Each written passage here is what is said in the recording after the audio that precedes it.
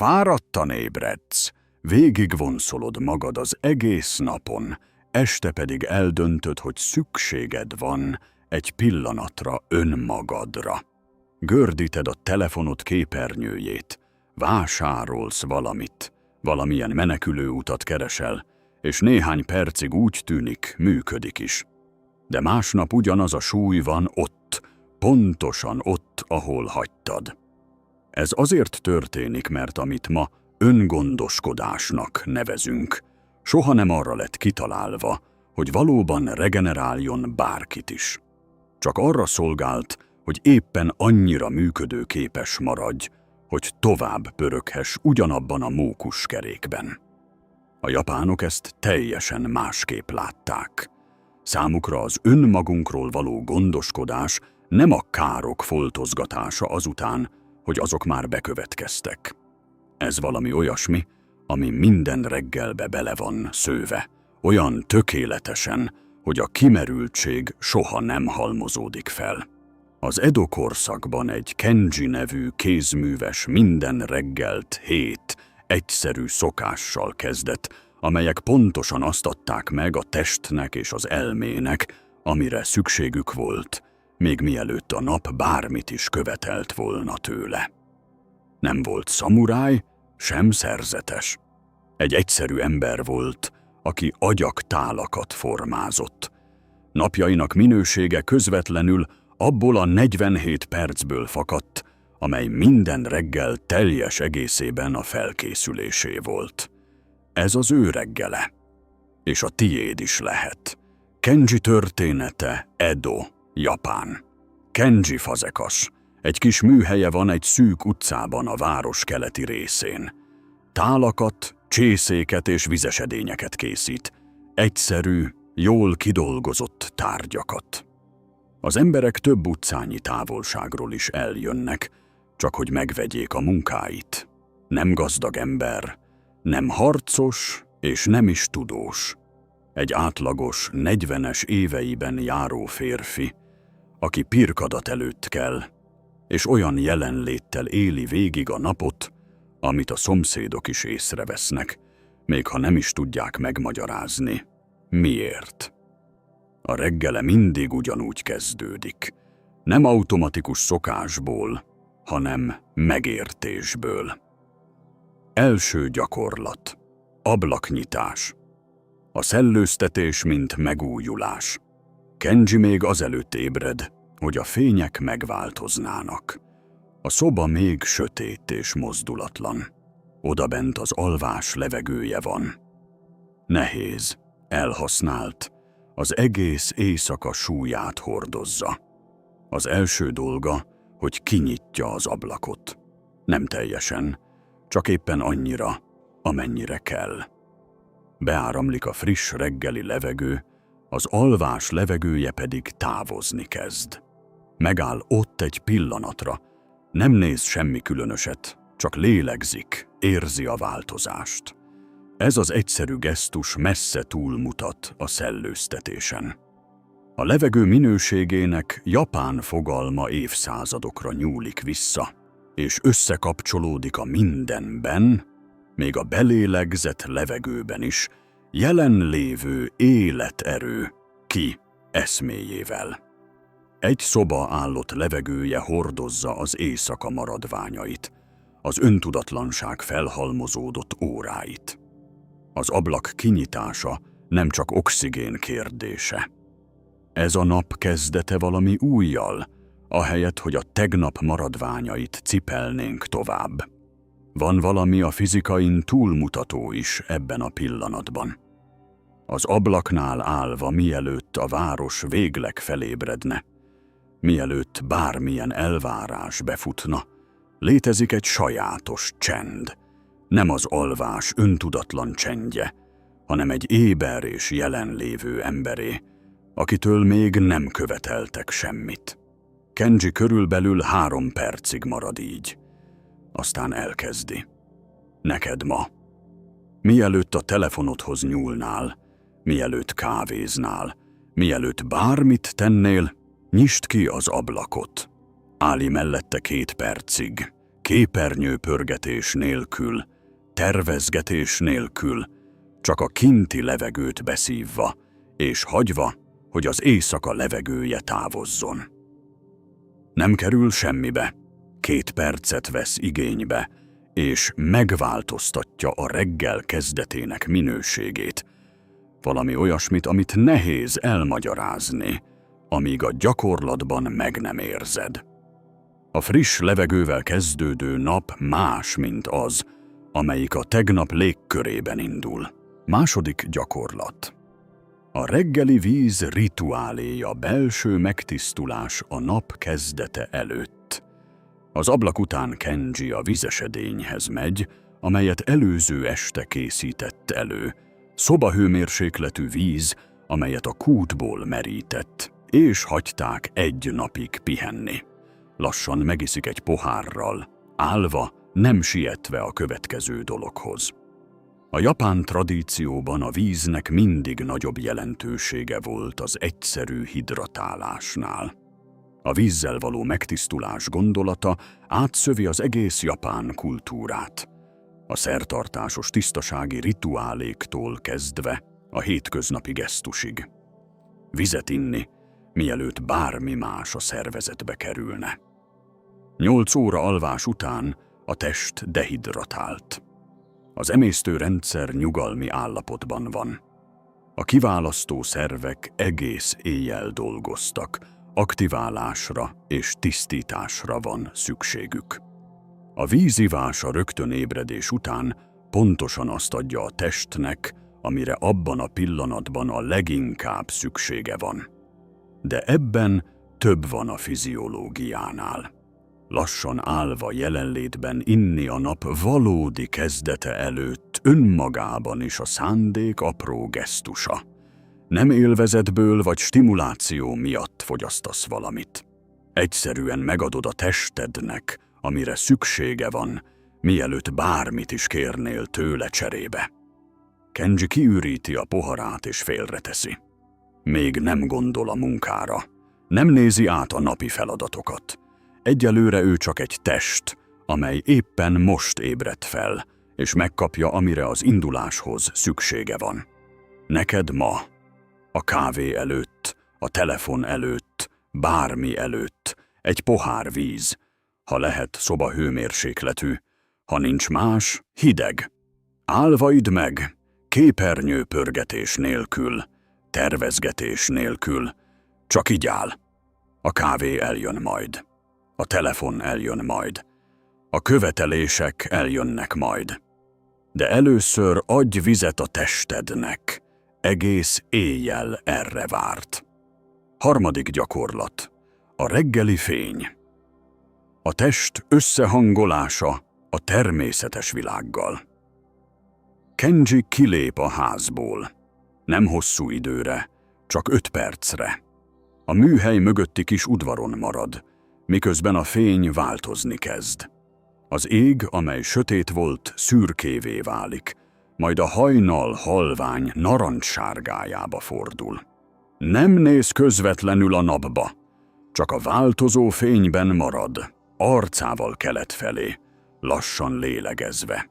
A japán hagyományban a reggeli fényt nem csupán kellemes pillanatként kezelik, biológiai szükségletként tekintenek rá. Az emberi test a fény alapján működik, pontosabban az információ alapján, amit a fény hordoz az időről.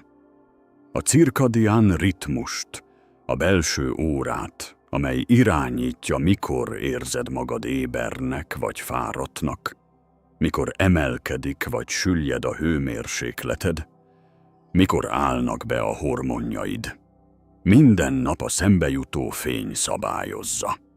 Amikor felébredsz, és az első órát a házban töltöd mesterséges fény alatt, ez a belső óra nem kap egyértelmű jelet. A test nem tudja pontosan, hány óra van. A nap egyfajta biológiai zavarral kezdődik, amelynek feloldása órákig tarthat, ha egyáltalán sikerül. Kenji nem ismeri a cirkadián ritmus szót, de tudja, hogy a reggeli fényben való tartózkodás éberré és tisztává teszi oly módon, ahogy a bent maradás nem képes. Tudja, hogy azokon a napokon, amikor az eső vagy valamilyen kötelezettség megakadályozza a kijutást, az egész nap másnak tűnik, nehezebbnek, kevésbé határozottnak. Ezért minden nap kimegy, a munka előtt, a vevők előtt, minden más elvárás előtt. Ott áll a reggeli fényben, és hagyja, hogy a nap először a testében kezdődjön el, csak azután az életében. Neked ma, az ébredés utáni első 30 percben érje természetes fény az arcodat. Menj ki, ha lehet, akár csak 5 percre is, még ha hideg is van, még ha nagyvárosban élsz is. Ha nem tudsz kimenni, ülj egy ablak közelébe, ahol besüt a természetes fény. Ne lámpa legyen, hanem valódi fény. Ez nem csak a friss levegőről szól, bár az is segít. Ez arról szól, hogy megadd a belső órádnak azt a jelet, amire szüksége van a napi ritmus beállításához. Azok a napok, amikor ér reggeli fény, mások, mint azok, amikor nem. Nem drámai módon, de állandó módon. És idővel ez a különbség jelentőssé halmozódik fel. 4. gyakorlat. A takarítás, mint meditáció. A külső rendszerezése a belső megnyugtatására. Amikor visszatér, Kenji takarít. Nem azért, mert a hely piszkos, már mindent kitakarított előző este. Most azért takarít, mert minden reggel ezt kéri. Először felsepri a műhely padlóját, lassú és szándékos mozdulatokkal, nem sietve a befejezéssel. Jelen van a seprű hangjában a fapadlón, a kis porcsomóban, amely mindig megjelenik, bármilyen alapos is volt az előző esti takarítás. Ezután áttörli a felületeket, az asztalt, ahol dolgozik, a polcokat a kézdarabokkal, a szerszámokat a helyükön. Ez körülbelül 15 percet vesz igénybe, nem többet. A zen templomokban a szerzetesek kivétel nélkül minden reggel felseprik az udvart. Nem azért, mert koszos, hanem azért, mert maga a seprés a gyakorlat. A külső rend belső rendet teremt. A fizikai térnek szentelt figyelem lecsendesíti azt a figyelmet, amely minden másra rendelkezésre áll majd. Van egy elv ebben a gyakorlatban, amelyet a modern élet szinte teljesen elfelejtett. A környezeted állapota a láthatóvá tett elme állapotod. Egy rendetlen tér nem csak tükrözi a zavart elmét, aktívan elő is idézi azt.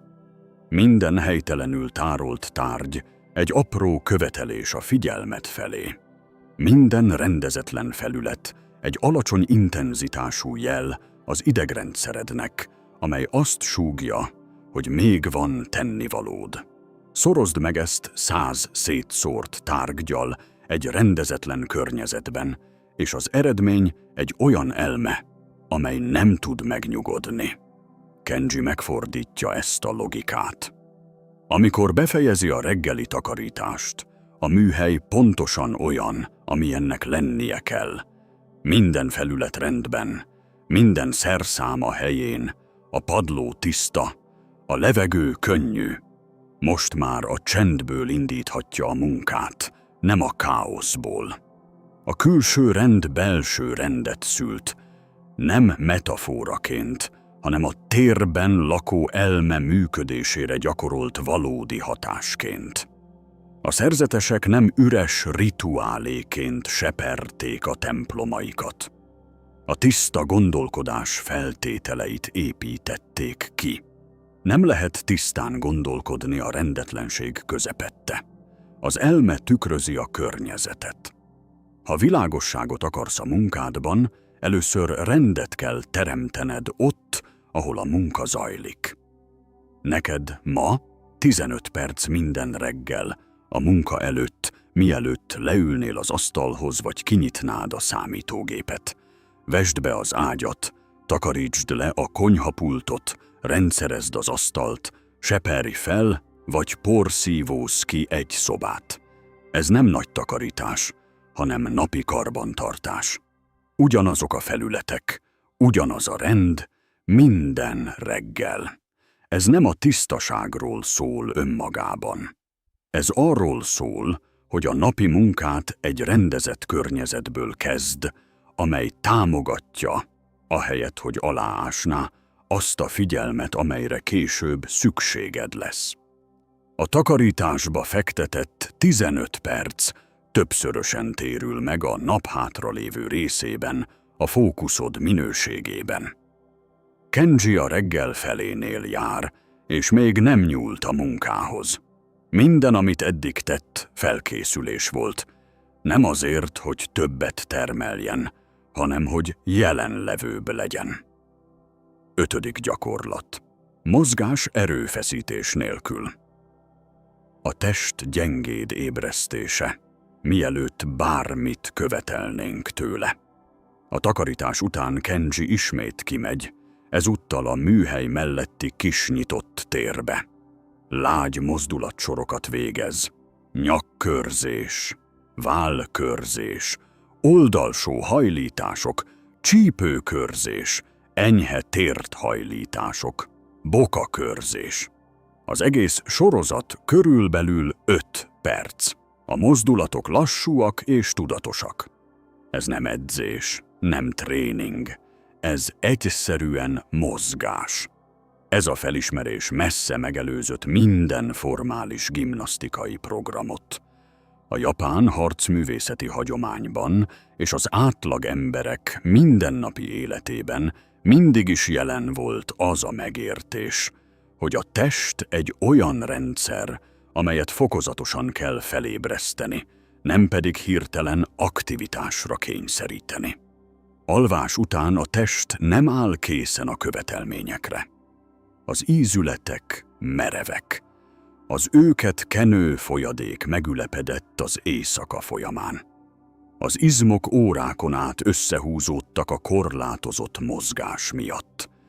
Az idegrendszer még éppen csak kilép az alvás javító üzemmódjából az éber élet üzemmódjába. Amikor ebben az állapotban kényszeríted az aktivitást, legyen az egy intenzív edzés, vagy egyszerűen az asztalnál ülés követelménye, olyan rendszertől vársz teljesítményt, amely még nincs felkészítve.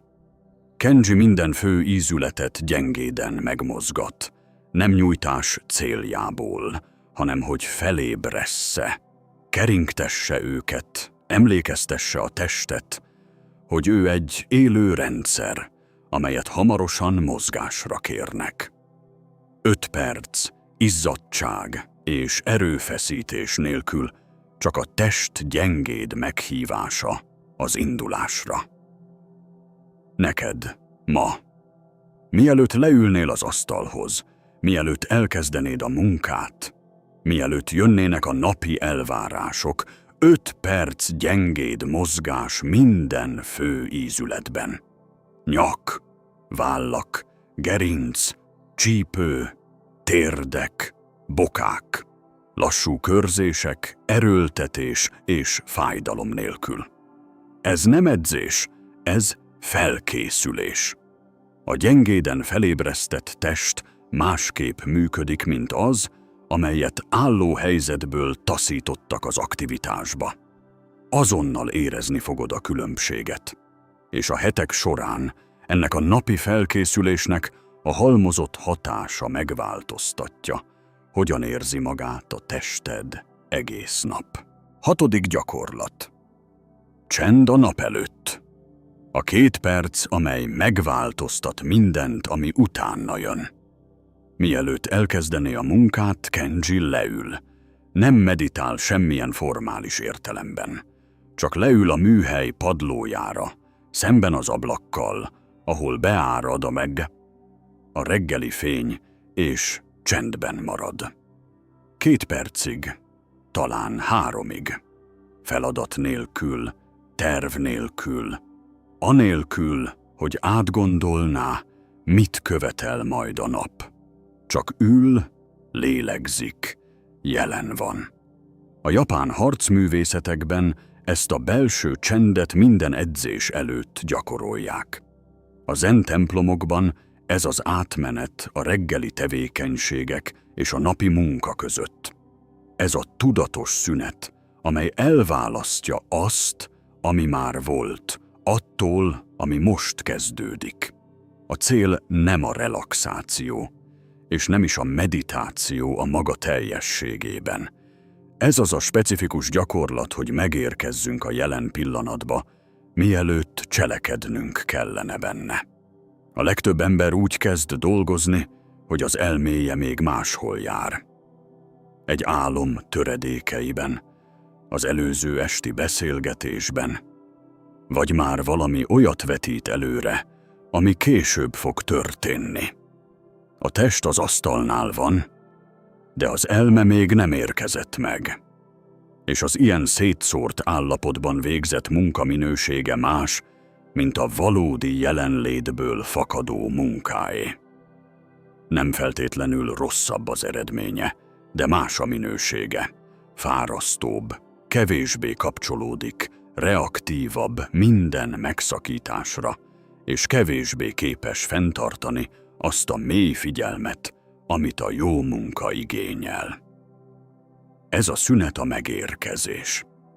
2 perc ülés, feladat és cél nélkül, csak jelen lenni abban a térben, ahol a munka zajlik majd, hagyva, hogy az elme leülepedjen abban a pillanatban, mielőtt a pillanat követelne tőle valamit.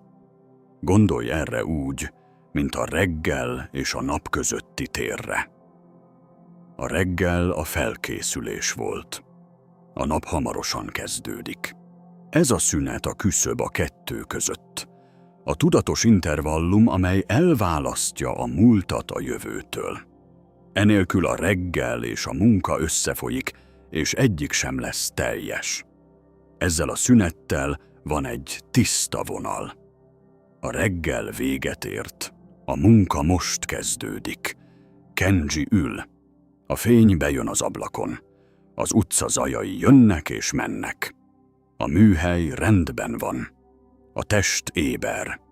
Az elme megérkezett. Kinyitja a szemét és elkezdi a munkát.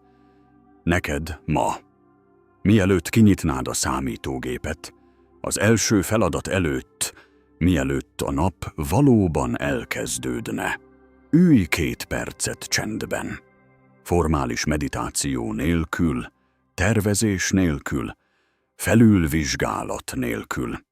Csak ülj ott, ahol dolgozni fogsz, lélegezz, légy jelen. Használj időzítőt, ha segít. 2 perc telefon nélkül, feladat nélkül. Hagyd, hogy az elméd megérkezzen, mielőtt teljesítményt várnál tőle. A csendből induló munka más, mint a szétszórt impulzusból induló. Nem intenzívebb, hanem jelenlevőbb. És a jelenlét az a változó, amely meghatározza minden utána következő dolog minőségét. 7. gyakorlat.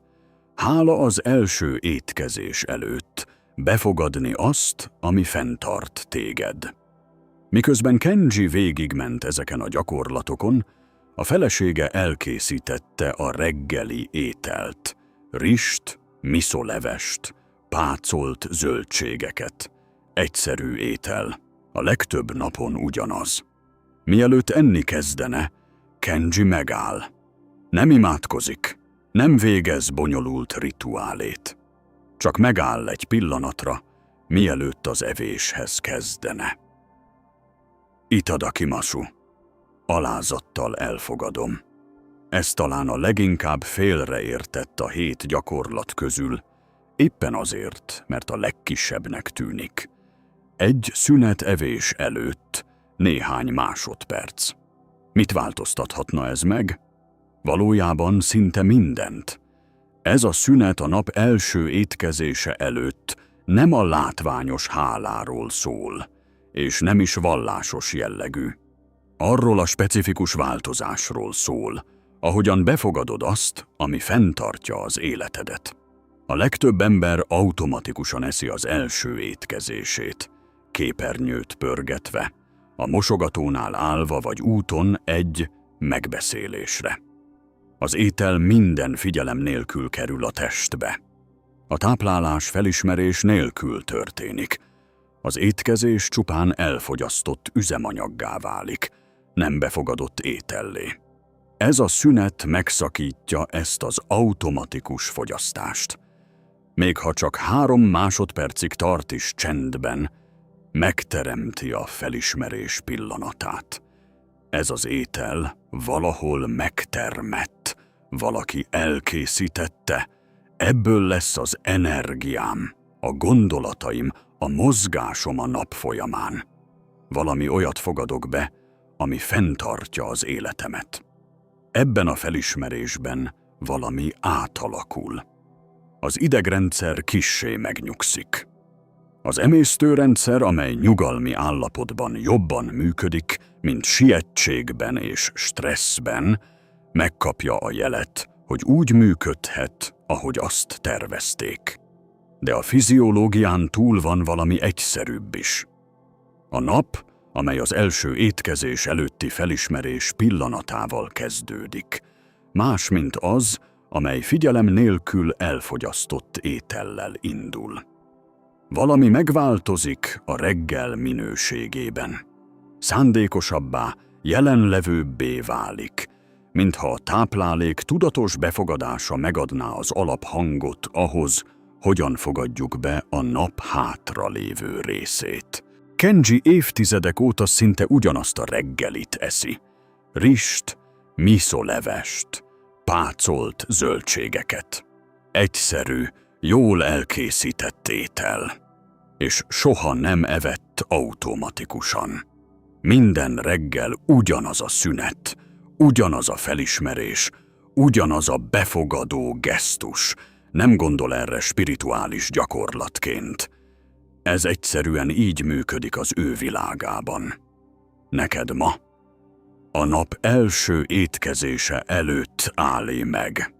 3 másodpercre, 5 másodpercre, ameddig jónak érzed. Nézz rá arra, ami előtted van. Ismerd el ezt csendben. Hagyd, hogy annak a tudata, amit éppen be fogsz oszadni, jelen legyen egy pillanatig, mielőtt enni kezdenél. Aztán egyél, ne képernyőt pörgetve, ne a pultnál állva. Ülj le, fogadd be, kezd a napot ebből a befogadó gesztusból.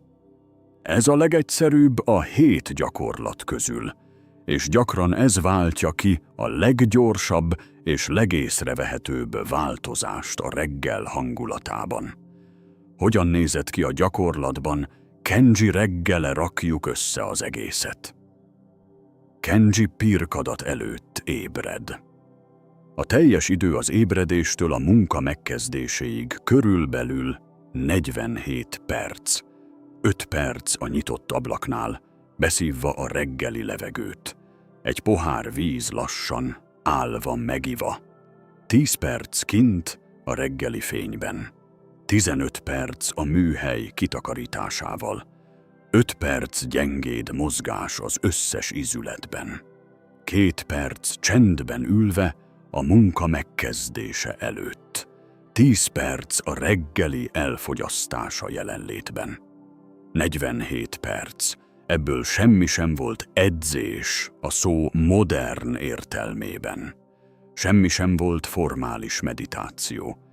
Semmi sem volt optimalizálás, produktivitás vagy teljesítményfokozás. Ez mind összehangolódás, alignment volt. A test és az elme megkapta, amire szüksége volt az éjszaka és a nappal közötti specifikus átmenetben, mielőtt bármit is termelniük kellett volna. mielőtt bármilyen külső elvárás érkezett volna. A tisztaság, amellyel Kenji az agyaggal dolgozott, a türelem, amellyel minden darabot formált, az állandóság, amely évtizedeken át fenntartotta a mesterségében, mindez nem egy vele született személyiségjegy volt. Ez a napi 47 perc közvetlen eredménye volt, amely megadta a testnek és az elmének, amire szükségük volt, mielőtt bármit kért volna cserébe. Mit jelent ez neked? Nincs szükséged a teljes 47 percre. Kezd egyetlen gyakorlattal, azzal, amelyik a legfurcsábbnak tűnik ahhoz képest, ahogy a reggeleid most telnek. Ez a furcsaság már önmagában információ. Pontosan rámutat a távolságra aközött, amit a reggeled most kínál, és amire a testednek és az elmédnek valóban szüksége lenne. Ha azonnal a telefonodhoz nyúlsz, amint felébredsz, kezd a nyitott ablakkal. Állj mellette 2 percig, mielőtt a telefonhoz érnél, és figyeld meg, mi változik. Ha kábultnak és lassúnak érzed magad a nap első órájában, kezd a reggeli fénnyel. Menj ki 10 percre. Csináld ezt egy hétig, és vedd észre, mi történik a mentális köddel. Ha az elméd szétszórttá válik, amikor leülsz dolgozni, kezd a nap előtti csenddel. 2 perc ülés az első feladat előtt, telefon és tennivaló nélkül. Csak ülj egy hétig. Ha elszakadást érzel a saját ételettől, a testettől, a fenntartás egyszerű aktusától, kezd a hálaadással az első étkezés előtt. Minden nap. Ha a környezeted kaotikusnak tűnik, és a gondolataid ezt tükrözik, kezd a reggeli takarítással. 15 perc minden nap, nem mélytisztítás, csak karbantartás. Válasz ki először egy gyakorlatot, tartsd meg egy hétig, majd adj hozzá egy másikat. Ez a módszer ott működik, ahol a legtöbb reggeli rutin elbukik, éppen azért, mert minden egyes gyakorlatot arra a specifikus pillanatra terveztek, amelyet elfoglal. A nyitott ablak az ébredés utáni első percre való. A víz az egész éjjel koplaló testnek szól. A fény a belső órának, amelyet be kell állítani. A takarítás az elmének, amelynek külső rendre van szüksége, mielőtt belső rendet teremtene. A gyengéd mozgás a testnek, amelyet kedvességgel kell felébreszteni. A csend a felkészülés és a munka közötti küszöb. A hála a befogadás gesztusa annak, ami fenntart téged. Mindegyik elfoglalja a maga helyét a reggelben, és abban a pillanatban olyat tesz, amit semmi más. Együtt felépítenek egy reggelt, amely megadja a testnek és az elmének, amire szükségük van, mielőtt bármit is követelne tőlük. Kenji évtizedeken át minden reggel ezt tette, nem azért, mert felfedezett valamilyen öngondoskodási technikát, hanem mert egyszerűen így működtek a reggelek, ahogy előtte mindig is működtek az emberek számára az ő világában, akik értették, hogy a nap minősége reggel épül fel, és nem este hozható helyre. 1720-ban, Edóban Kenjinek nem volt fogalma a reggeli rutinról, a személyes optimalizálásról, vagy a jóléti szokásokról. Volt 47 perce minden reggel, amely teljes egészében a test és az elme felkészítésé volt az eljövendő napra. Nem azért, hogy többet termeljen, nem a jobb teljesítményért, hanem az összehangolódásért. A 7 gyakorlat, amit követett, nem olyasmi volt, amit olvasott valahol, vagy formális rendszerként tanult meg. Ezek egyszerűen azok voltak, amik a reggelek mindig is voltak az ő világában. Amit a korábbi generációk már tudtak magyarázat nélkül, arról, mire van szüksége a testnek és az elmének az éjszaka és a nappal közötti átmenetben. A modern élet gyakorlatok nagy részét képernyőkre, kávéra és az éjszaka érkező dolgok azonnali kezelésére cserélte. Az eredmény mindenhol látható. Emberek, akik már eleve késésben, reaktívan ébrednek, már is menedzselnek az élés helyett, már is adósságban vannak egy olyan nappal szemben, amely még el sem kezdődött igazán. A reggelnek nem kell így kezdődnie. 7 gyakorlat, 47 perc, nem optimalizálás, hanem összehangolódás. A reggel, amely összehangol téged, megváltoztatja az utána következő napot. Az utána következő nap pedig megváltoztatja az életet, amely belőle épül fel. Kenji minden reggel a csendből indította a munkát, és ez látszott az eredményen. A tiéden is látszódhat.